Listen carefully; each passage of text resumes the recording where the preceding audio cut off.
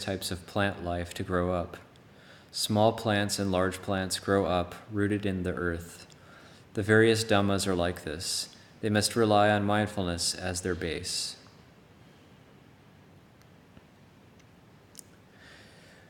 While walking the path, a heart with no mindfulness can't prevent us from veering left and veering right. Sometimes we start to slide too far to one side, and we fall off the path.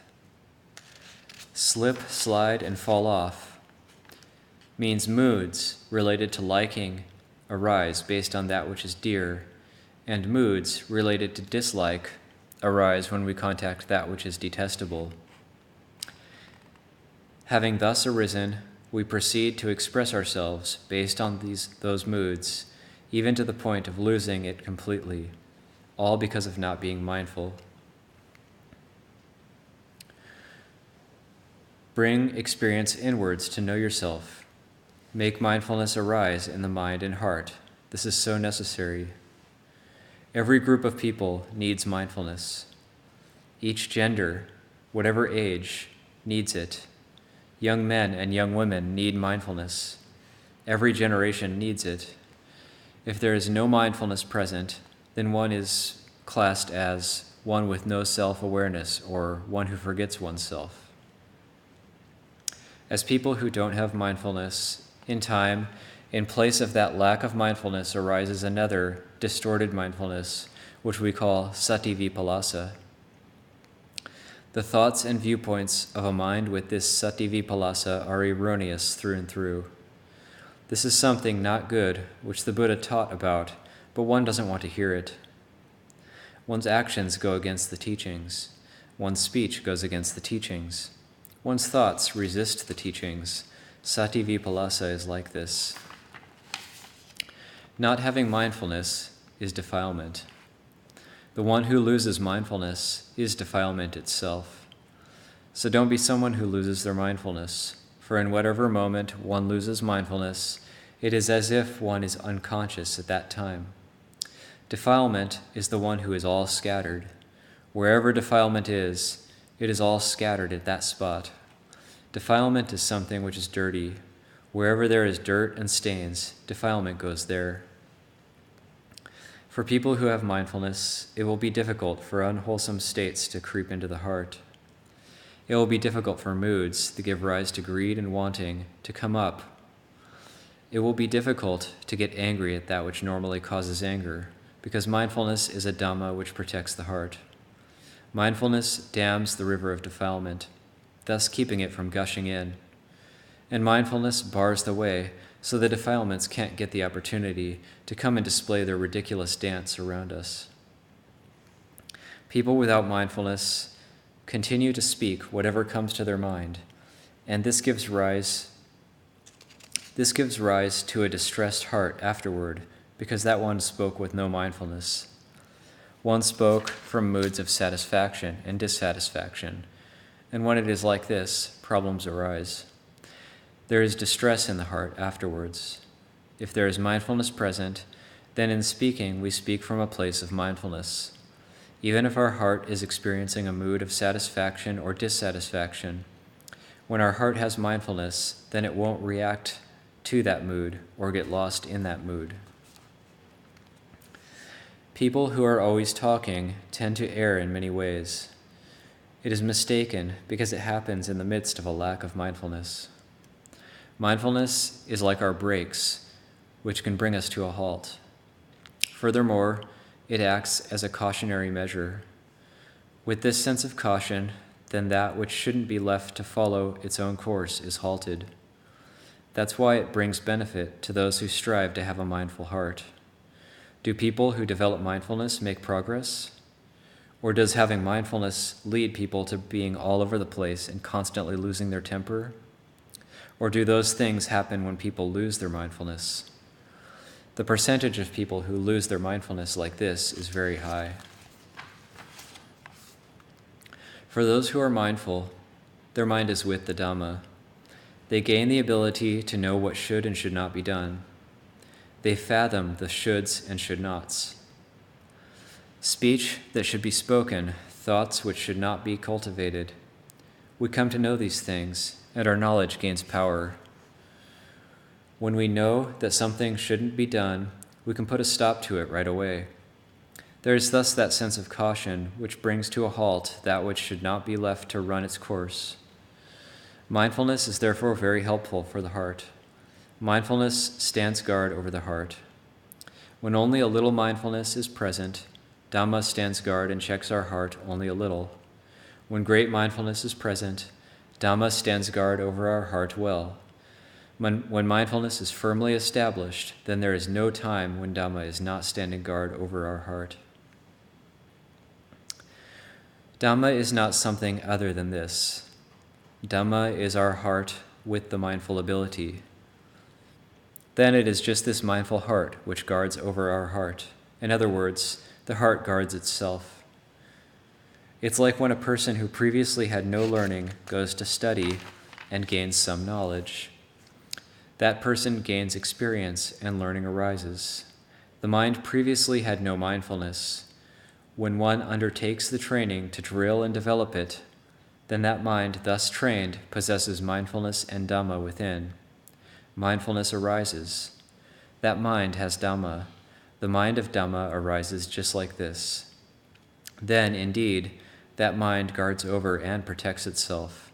Dhamma builds up and protects Dhamma practitioners. There is the following phrase spoken by the Lord Buddha, Satimato Sada Bhadang. Those who have mindfulness undergo development on all occasions. In our studies, reading the texts, or listening to our Ajahn teach and explain the teachings, with mindfulness, we'll be able to gain much knowledge based on those explanations. But without mindfulness, we will receive only a minimal percentage of what he is teaching. If our mindfulness is good, then we will receive and internalize everything our Ajahn teaches and will retain it without losing the meaning. Mindfulness therefore benefits those who strive to establish it in their mind stream. In Dhamma practice, the having of mindfulness is the principal support. Mindfulness is something which is of the utmost importance for the ordained life of learning. Ordination is the study and training of Dhamma practice, that is, study to understand what exactly it is that we practice. All that is to be cultivated and all that is to be relinquished. If we haven't cultivated mindfulness, then our body will only head in the direction of neglect. Our mind and heart will only head in the direction of neglect. Why do they get neglected? It's because the anti-Dhamma has us in its grip, causing our mind and heart to degenerate. It makes our body and mind sad and miserable. Miserable means soiled and dirty. If it occurs that we perform actions which are not correct, then there is a deficiency in terms of that thing we did which the Buddha prohibited. Whenever a deficiency like this arises, sadness and misery well up. This sadness and misery indicates that there was unwholesome karma created. It may occur that we transgress a prohibition laid down by the Buddha due to losing our mindfulness, due to forgetting ourselves. When you lost mindfulness and forgot yourself, you went and did something which transgressed the precepts. Sadness and misery goes hand in hand with that action. Sometimes one is already depressed and forgets oneself based on that depression. But actions done like that only cause an increase of that depression and sadness. When we become more and more miserable, then our discontent becomes more and more the same. Because when it comes to bad karma, there's only fire and the heart. There's only fire and heat and torment. One won't find any happiness at all. If it's like this, they say the robes get hot. That heat comes from the mind and heart. The heart is hot. It's hot due to negligence in terms of what the Lord Buddha prohibited, but we didn't prohibit ourselves. The Lord Buddha prohibited us from doing it, so we have to prohibit ourselves from doing it.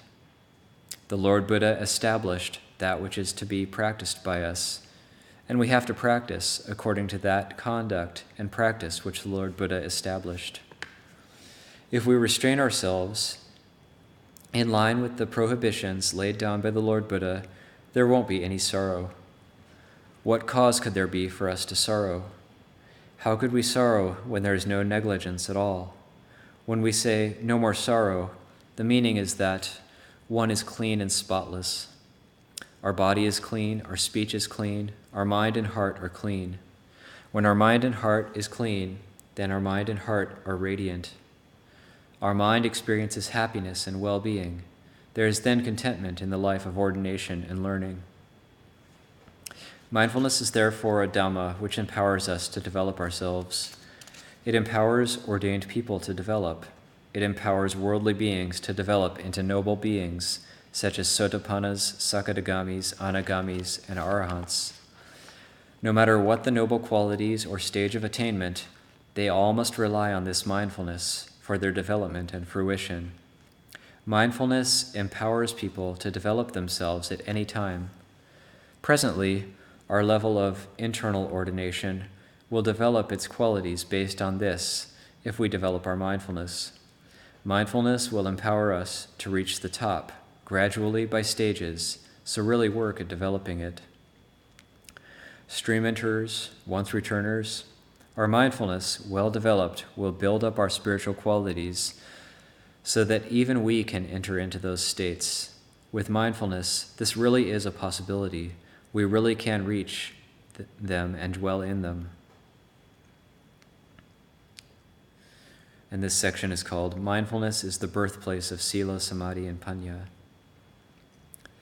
Mindfulness is important for our internal training. All wholesome dhammas must arise with mindfulness as the root foundation. If there is no root foundation of mindfulness present, then the result is the arising of unwholesome dhammas.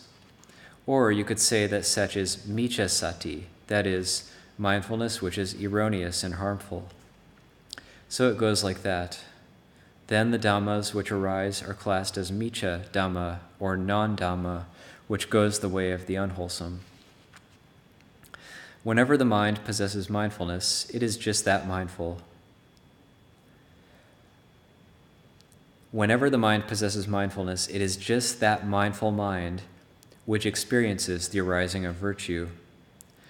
That mind experiences the arising of samadhi, and that mind experiences the arising of wisdom according to the strength of the mindfulness. This happens because of mindfulness. This happens because mindfulness is the birthplace of virtue, samadhi, and wisdom. When mindfulness arises, it's like immersing our mind and heart in a cooling and refreshing nectar. Our heart will have a sense of being cheerful and refreshed, as it should when wholesome dhammas arise. When we say cheerful, here it doesn't mean the, quote, cheerfulness which goes along with the power of sensuality. This cheerfulness goes along with the power of Dhamma. This cheerfulness happens from raising the mind up and escaping from the power of sensuality. For this may be reckoned as cheerfulness as well. It relies on mindfulness as the Dhamma seed. We sow these seeds in the mind and in the heart, and mindfulness is planted there. Then the Dhamma has the opportunity to arise at all the spots where mindfulness has become planted. So I urge you all to gather your efforts and build up your mindfulness. Make mindfulness strong. We make our mindfulness one-pointedly focused on the mind. When our mindfulness has strength, and mindfulness and the mind are one in the same, then samadhi will arise at the very moment that mindfulness merges with the mind itself. With the combined power of mindfulness and samadhi, then wherever we direct our investigation, and whatever point we establish our mindfulness at, that place will be lit up and clearly seen. When that place where mindfulness is now established is all lit up, then what can hide from mindfulness? What can remain concealed in our mind and remain unknown and unseen? Panya, wisdom, is all-round knowing. Whatever panya is to arise must rely on mindfulness and one-pointed samadhi coming together. Yes, then the luminosity of the mind comes out. Those who have this luminosity in their mind sphere can shine it in any direction and nothing can hide. Panya will arise according to the strength of the mind's tea here. There are 3 types of non-Dhamma: coarse, medium, and refined. Only mindfulness can stay the flow of non-Dhamma and bring it to an end. The mindfulness which the Lord Buddha taught and discoursed is of 3 types: coarse, medium, and refined. This is appropriate for shedding the filth of the defilements which ordinary eyesight is unable to see. The eyesight of those who have Dhamma will discern that all kinds of defilement are coarse. There is just coarse, coarse, medium coarse, and refined coarse. As to the refined coarse defilements, one must rely on the mind having mindfulness and samadhi. That mind has surrounded itself with light, so it can now see the thin film of the refined defilements in the heart. Then one is able to eradicate that thin refined film and wipe it away completely by using the mindfulness Dhamma and the wisdom Dhamma, and by way of the mind's strong, bright light. It's like having a high-powered washing machine. No matter how thick the crust is, it won't be able to remain encrusted on the things we use, such as our cloth requisites. Dhamma is just like this. Whenever mindfulness, samadhi, and panya dhammas surround us and give us strength, then we will be able to wipe out the filth and the stains of all types of defilement until they're gone completely. The defilements come in coarse, medium, and refined like this. So the teachings given by the Buddha address this by coming in 3 levels, addressing just how to eradicate the various levels of incrustation of the defilements. Mindfulness is coarse, medium, and refined, so mindfulness is a Dhamma which eradicates every level of defilement. The striving to have mindfulness.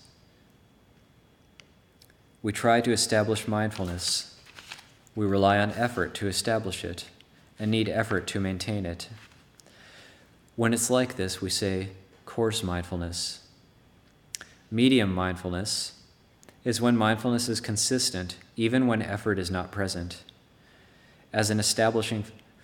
Medium mindfulness is when mindfulness is consistent, even when effort is not present as an establishing factor.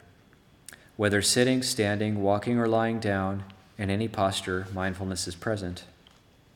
As to refined mindfulness, this is mindfulness coupled with wisdom. In fact, it is mindfulness together with samadhi and panya.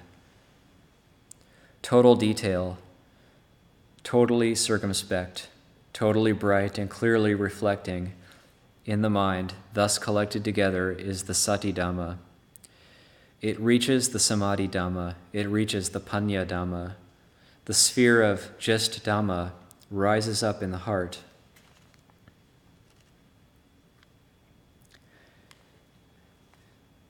And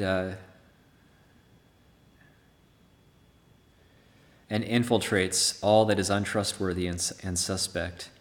Anything other than the genuine Dhamma element of the mind now can get smelted out without remainder. It's like the heat which smelts iron and smelts gold. As the heat reaches various levels, the impurities are separated out,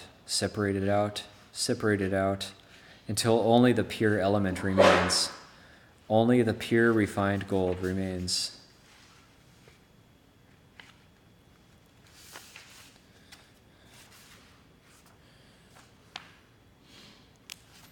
I'll leave it there.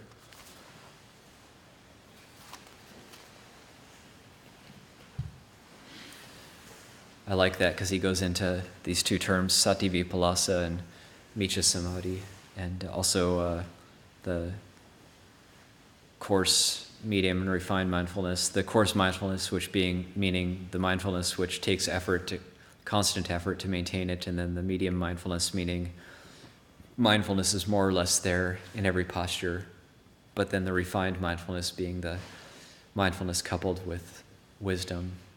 So I like having those three permutations, and found it really helpful. Any questions, comments? I just want to express my joy that you've translated that. I mean, that's really good, Dhamma. I hope that Luang Por Baen gives you.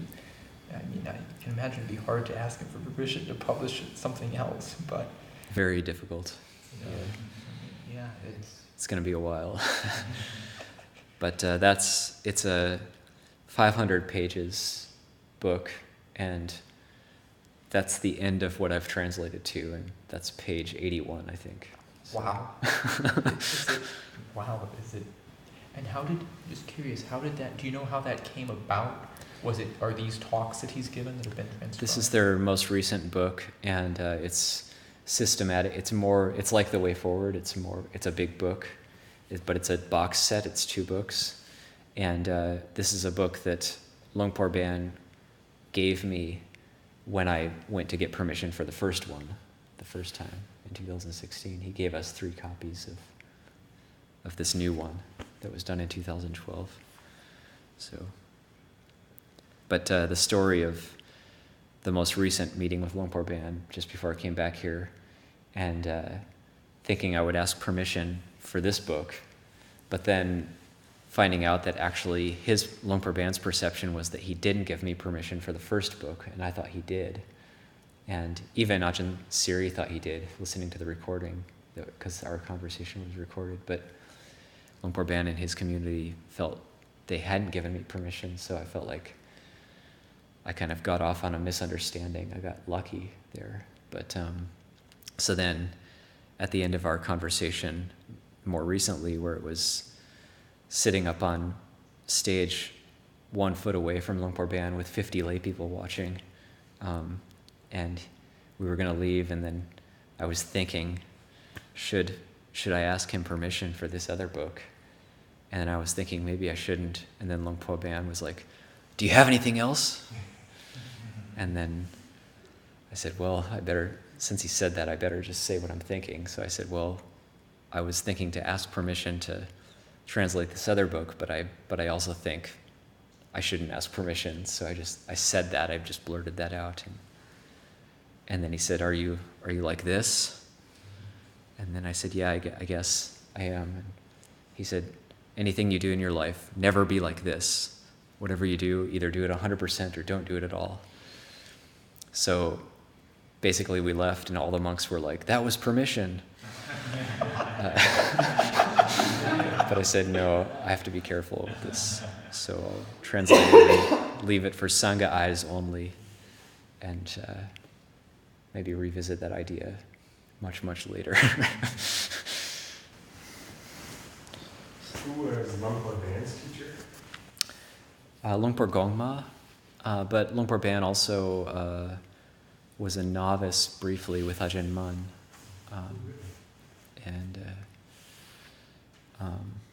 Actually, I forgot, I wanted to read a quote too. Maybe we can. There's a quote that the book opens with, which is a never before seen Ajahn Mun quote, which was in Isan, which was a layperson at Nanashat had to help me translate it because it was so difficult to translate. And also there's a Luang Por Gongma quote, and he has no recorded teachings, so it's nice to see quotes of his. The Luang Por Gongma quote is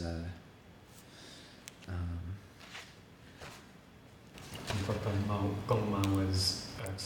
he's the founder of Wat Doi Dhammachetty, one of the first students of Ajahn Mun. Luang Por Gongma and Luang Por Fun went Tudong together, and as in the introduction to The Way Forward, it's the story of them going Tudong and finding the area that became Wat Doi Dhammachetty.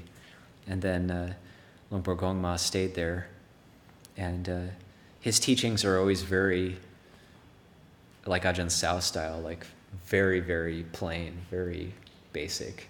So like one of the opening quotes in the book is a Luang Por Gongma quote. It says, and it uses the word kamatana, which means basis of work. It's a Thai forest tradition word. He says, the kamatana is the base upon which path and fruit arise. The four foundations of mindfulness, how to make them manifest, they only come to be due to this foundation of kamatana. So that's a Luang Por Gongma quote. So, and then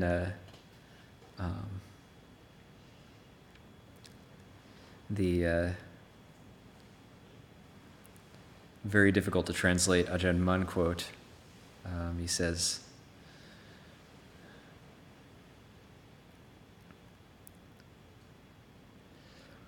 work it out. If you can't do that, fetters bind you fast. Unable to succeed, we dangle by the neck, swinging to and fro. Unable to get free, add to that, our butt is bound behind, and thus we are yanked, coming and go, and come and go. Coming and going, we die and cycle back to birth. This cycle is origination in the triple realm. This triple realm is the house where we abide.